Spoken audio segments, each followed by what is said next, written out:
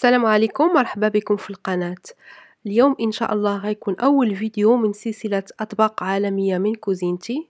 هاد السلسلة هادي غنحاول نقدم لكم أطباق عالمية مشهورة ولكن بطريقة جد سهلة وبسيطة اللي تناسبنا حنا ربات البيوت، باش ننوعوا من الأكل والوجبات اللي كنقدموا لوليداتنا.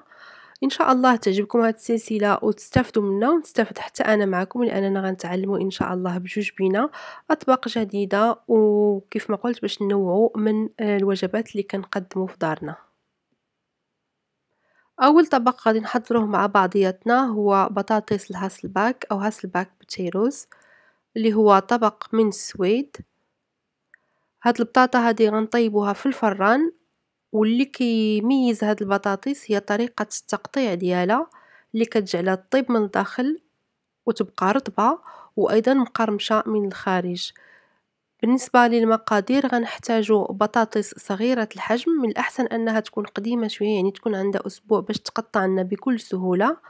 نحسبو 3 حبات بطاطس صغيرة للشخص الكبير، والأطفال كتبقى على حسب الشهية ديالهم وعلى حسب يعني القدرة ديالهم ديال الماكلة، كل واحد كيعرف وليداتو شنو شحال كياكلو. غنحتاجو الملح، الفلفل الأسود، شوية ديال الزعتر، وغادي نحتاجو زيت الزيتون. أنا غنستعمل زيت الزيتون اللي كنت حضرت معكم اللي منسم بالثوم. بالنسبة لطريقة تقطيع البطاطس كنوضعو 2 ديال المعالق فحال هاد الشكل هذا، وكنوضعو حبة البطاطس ما بيناتهم، وكنبداو نقطعو بالموس فحال هاد الشكل هذا. الموس مخصوش يوصل حتى لتحت، كيبقى تقريبا واحد ربع سنتيم ديال حبة البطاطس ما مقطعش، كتبقى الحبة مجموعة من التحت ومفروقة من الفوق فحال هاد الشكل هذا. كيف ما قلت لكم الحبة البطاطس إلا كانت قديمة شوية كتكون شوية لاوية، يعني واخا كنقطعو هذيك يعني المسافة ما بين تقطيعة وتقطيعة كتكون قليلة، البطاطا ما غاديش تهرس لأن البطاطا كتكون شوية لاوية. غنوضعو البطاطس ديالنا في واحد الطبق كيدخل للفران. الفران شعلناه على درجة حرارة 180. غنتبلو هاد البطاطس جيدا بالملح. البطاطا حنا عارفينها كتبغي الملحة بزاف، وأيضا حنا بغينا هاد البطاطا هادي تجي لذيذة، فغنحاولو أننا نتبلوها مزيان. نوضعو لها الملح، الفلفل الأسود، غنوضعو شوية ديال الزعتر اليابس.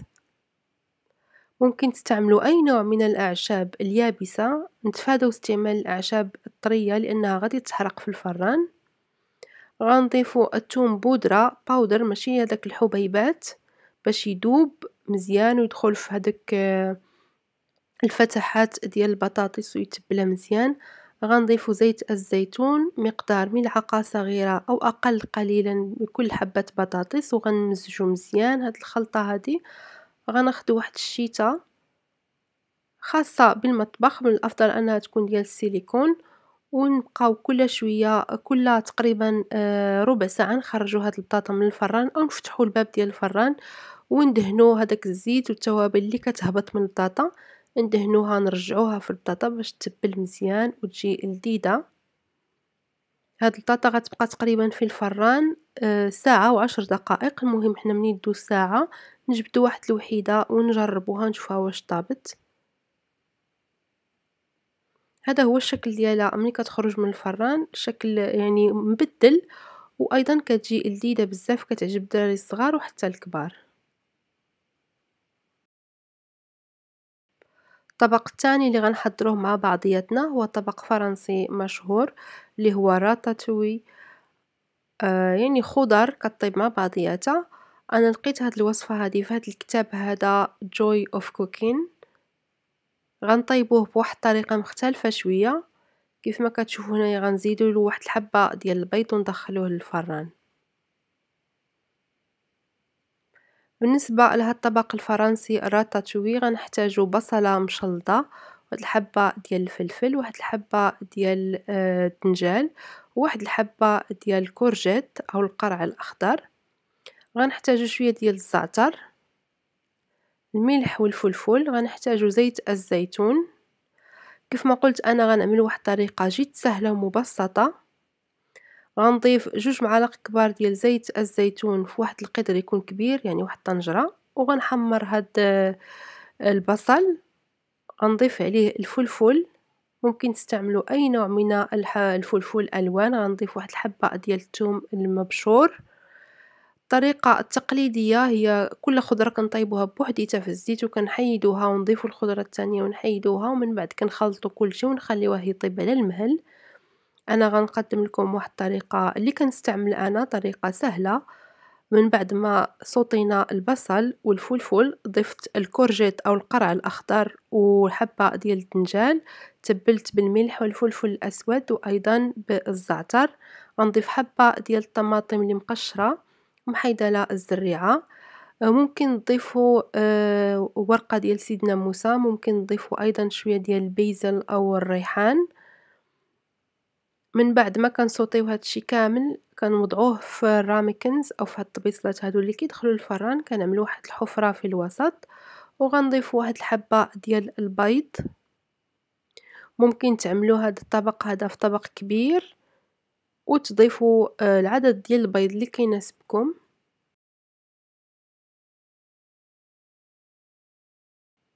غنتبلو بالملح والفلفل الأسود. كيف ما كتشوفوا الطبق اللي عملت جا تقريبا بحال الصورة. غنشعلو الفران على درجة حرارة 180. بالنسبة للناس اللي كيبغيو البيض ما يكونش طايب بزاف، يشعلو 180 ويطيبوه حتى يحسوا بهداك البياض ديال البيض تجمع شوية، وهداك الأصفر ديال البيض صافي طاب شوية يحيدوه. بالنسبة للناس اللي ما كيعجبهمش البيض هكذا كيبقى خضر فحالي، يشعلوه من الفوق ويخليوه حتى يطيب البيض مزيان بحال اللي كتشوفوا هنايا، وكيقبض راسو. عاد نخرجوه من الفران، كياخد تقريبا واحد ربع ساعة مع المراقبة. هنايا غنقدمو العشاء ديالنا أو الوجبة ديالنا. حضرت واحد السلطة ديال الخضر طازجة مع الخس، يعني خس، طماطم، خيار وأيضا بصل. قدمنا البطاطس ديالنا اللي كيجيو بحال هاد الشكل هذا لذاذ بزاف فعلا، صدقوني واحد الوصفة رائعة. غير هو استعملوا بطاطس صغيرة الحجم، تبلوها مزيان، وأيضا استعملوا بطاطس تكون شوية قديمة شوية لاوية باش ما تهرسش، وعطيوها الوقت ديالها في الطياب في الفران باش طيب مزيان، تقرمل من برا وتبقى رطبة ويعني وطرية من الداخل. الطبق ديال الراتاتوي مع راتاتوي مع البيض هو هذا، كيجي أيضا لذيذ بزاف، مغذي، غني بالفائدة الغذائية، غني بالخضر. والسلطة ديالنا فحال دائما تبلناها بشوية الملح، الفلفل الأسود، شوية ديال الحامض أو الخل وزيت الزيتون. كنتمنى إن شاء الله الوصفات اللي قدمت لكم اليوم يكونوا عجبوكم واستفدتوا منهم. إلا عندكم أي إفادات وأي يعني معلومات زايدة على هاد الأطباق، بارطاجيوهم معنا، شاركوهم معنا باش نستافدوا كاملين. كنقول لكم بالصحة والراحة، وإن شاء الله نتلاقاو في الفيديو القادم. السلام عليكم.